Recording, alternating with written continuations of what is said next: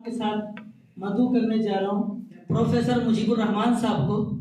आप शोबा अरबी जवाहरलाल नेहरू यूनिवर्सिटी से वाबस्ता हैं, आप तशरीफ लाएं और अपने तासुरात का इजहार करें।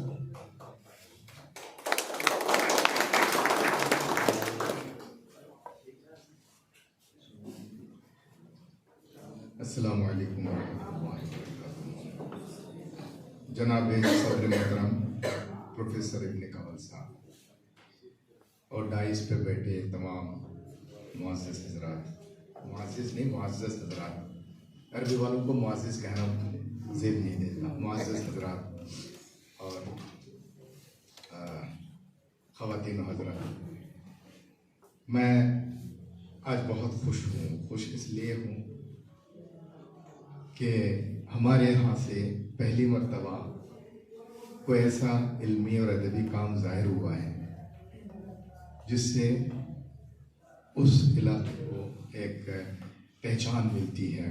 और फिरोज़ हारूनी को मैं बहुत दिनों से जानता हूँ, हमारे यहाँ से आते हैं और मैं नहीं समझता था कि उनके अंदर इतनी सलाहियत होगी कि इतना उम्दा सानवी मजमूआ वो निकाल पाएंगे।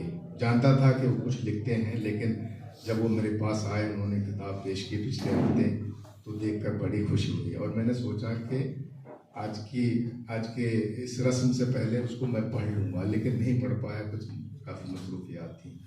तो आज मैं ज़ाती तौर से इसलिए मैं यहाँ आया हूँ ताकि मैं उनको इनकरेज कर सकूँ। मेरा पूरा दिन का शेड्यूल बहुत टाइट है, इसके बाद नोएडा में प्रोग्राम है, फिर दूसरी जगह एक प्रोग्राम है। मुझे 2 बजे प्रोफेसर ज़फर रहमान साहब के यहाँ इसमें एक डायर शेयर करना है, तो शायद मुझे जल्दी निकलना पड़े। लेकिन यहाँ आके और सबकी बातें सुन के मुझे बहुत अच्छा लगा।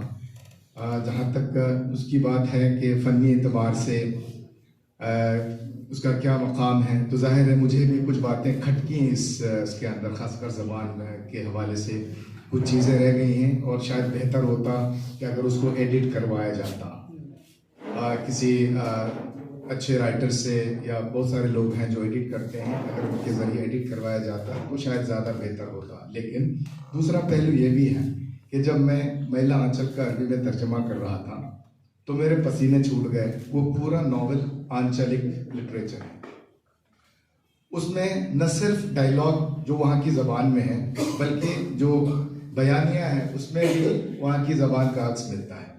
समझना बहुत मुश्किल था, तो फिर मैंने अंग्रेज़ी का सहारा लिया। मैं वहाँ का होते हुए भी मेरे लिए समझना मुश्किल हो रहा था।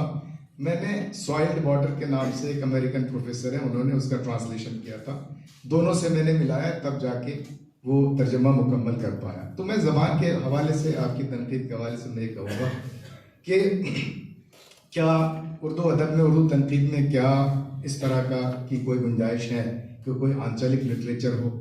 क्या जो अरबिक में भी ये बहुत पुरानी बहस है कि जो डायलॉग है वो आमिया में होना चाहिए या नहीं होना चाहिए, या जो बयानिया है वो सिर्फ फसी ज़बान में होना चाहिए। बहुत सारे उदबा ऐसे हैं जो कहते हैं कि जो फिक्शन है, चाहे नावल हो चाहे शॉर्ट स्टोरी हो, उसमें मकामी ज़बान का इस्तेमाल किया जा सकता है, अगरचे वो ग्रामर के लिहाज से वो मुनासिब ना हो। बहरहाल जहाँ तक रिवायत की बात है, कम से कम मैं ये समझता हूँ कि बयानिया कम से कम वो सही होना चाहिए ज़बान के एतबार से। डायलॉग में उसका अक्स हो सकता है। मैंने 2 कहानियाँ पढ़ी हैं, जल्दी 2 कहानियाँ पढ़ी अपने आप को जस्टिफाई करने के लिए मैं इस किताब पे कुछ बोलूँ। पहली कहानी जो पढ़ी वो एक प्रोफेसर की कहानी है। उसमें तो मुझे लगा कि ये तो हमारे आसपास ही हो रहा है। जो परेशानियाँ लोगों में देख रहा हूँ, प्रोफेसर बनने के लिए क्या क्या जतन करते हैं, कभी बन पाते हैं कभी नहीं बन पाते हैं, और उसके लिए क्या क्या मतलब जद्दोजहद करते हैं, तो मुझे लगा कि बिल्कुल हमारे आसपास की कहानी है, माहौल की कहानी है। और अच्छी कहानी वही होती है जिससे आप अपने आप को आइडेंटिफाई कर सकें। ऐसा होता है, ऐसा हो रहा है, ऐसा हो सकता है, जो हमारे समाज की सच्चाई को रिफ्लेक्ट करता है। तो ये कहानी मुझे पसंद आई। दूसरी कहानी जो मैंने पढ़ी वो जो इस उन्वान से है, गाड़ी के बाराती, उसमें बहुत सारे अल्फाज ऐसे पढ़े, मुझे नहीं मालूम उर्दू में इस्तेमाल होते हैं, यानी जैसे कादा, कीचड़, उर्दू में कीचड़ कहते हैं। अब उर्दू पढ़ने वाला उसको कादा को समझेगा या नहीं, जो कि कादा वहाँ लोकल ज़बान में कहते हैं। इस तरह तो ये इसको ऐब माना जाए या इसको हुनर माना जाए, खूबी मानी जाए, जिसको हम आंचलिक लिटरेचर कहते हैं। और इसी तरह से ज़बान जो है वो एनरिच होती है, नए नए अल्फाज जब दाखिल होते हैं तो ज़बान उससे एनरिच होती है। एक और बात मैं कहना चाहूँगा कि जब हम अफसाने की बात करें, अदब की बात करें, तो अदब सिर्फ सपाट नहीं होना चाहिए, जैसा आपने कहा सपाट नहीं होना चाहिए।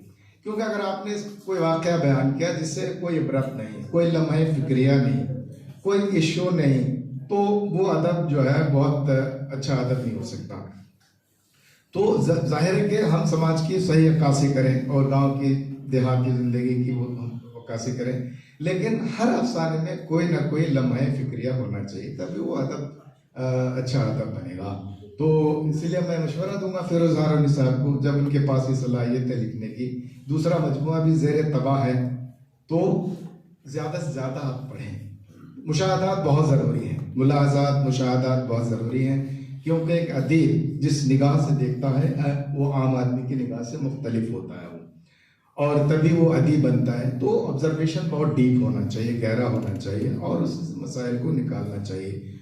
तो इस पर थोड़ी मेहनत करें, क्योंकि अर्नेस्ट हेमिंग्वे से पूछा गया है कि आप किस तरह से जो है इतने अच्छे नावल, इतनी अच्छी कहानियाँ लिख पाते हैं, तो उन्होंने कहा कि मैं मुशाहिदे से ज़्यादा मैं पढ़ता भी हूँ। हर बड़ा अदीब पढ़ता है।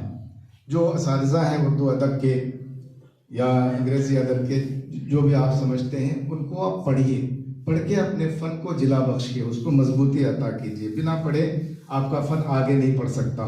जब आपके पास ये सलाहियत है, लिख पा रहे हैं, और इंशाल्लाह और बहुत सारे मजमूए आएंगे, नावल भी आएंगे वहाँ की ज़िंदगी के सिलसिले में, तो उम्मीद करता हूँ कि आपके जो आने वाले काम हैं वो इससे बेहतर होंगे, फ़नी एतबार से भी और मजमून के एतबार से, ज़बान और बयान के एतबार से, और आपके काम उर्दू अदब को में जो है वो कीमती इजाफा करेंगे। मैं बहुत ज़्यादा नहीं बोलूँगा। मुझे बहुत खुशी है इस प्रोग्राम में शिरकत करके, काफ़ी लोग यहाँ पर मौजूद हैं, और इतने बड़े असातिज़ा जो उर्दू अदब के असातीन माने जाते हैं। प्रोफेसर इब्न कमल साहब को कौन नहीं जानता, उनकी बाज़ किताबों का अरबी में भी तर्जुमा हुआ है, और मिस्र से वो किताबें वो शाये हुई हैं, और माशाल्लाह। तो ये बड़ी खुशकिस्मती है कि इस प्रोग्राम की सदारत प्रोफेसर इब्न कमल जैसे अदीब और फनकार और नातिक कर रहे हैं, और डाइस में और भी बहुत सारे बड़े बड़े उदबा और कलमकार मौजूद हैं। मेरा ताल्लुक़ अरबी अदब से है। मैं उर्दू तनक़ीद या उर्दू अदब से बहुत ज़्यादा वाक़ियत नहीं रखता हूँ, लेकिन अदब का तालिब इल्म जो होता है वो हर ज़बान में अदब को पढ़ता है, अच्छे अदब को पढ़ता है, उसको अप्रिशिएट करता है। और हम भी कोशिश कर रहे हैं कि अरबी ज़बान में हिंदुस्तान में अफसाने को प्रमोट किया जाए। हमने एक ऑनलाइन जर्नल शुरू किया, मैगज़ीन शुरू किया कुतुबुल हिंद के नाम से। अभी हाल ही में हमने एक मुसाबका करवाया था, कंपटीशन करवाया था, जिसमें हिंदुस्तान की मुख्तलिफ यूनिवर्सिटीज़ से 50 बच्चों ने उसमें शिरकत की, और काफ़ी लोगों को इनाम मिला, क्योंकि वो कहानियाँ हमने बाहर भेजी जो मिस्र के या फिर अलजायर के उदबा थे, उन्होंने सराहा, और कुछ कहानियों को उन्होंने 50 में से 50 नंबर दिए, और कहा कि बहुत बहुत टैलेंट है आपके बच्चों में, इसको प्रमोट कीजिए। तो हम भी उसी सिलसिले में कोशिश कर रहे हैं। तो आखिर में बस मैं आपको मुबारकबाद देना चाहता हूँ इस मशवरे के साथ कि और मेहनत कीजिए, अपने फ़न को जिला बख्शिए, और अच्छी अच्छी कहानियाँ वहाँ की और फिर मौजूदा समाज की, मौजूदा हालात की हमारे सामने पेश कीजिए। हम आप पे फ़ख्र करते हैं। बहुत बहुत शुक्रिया।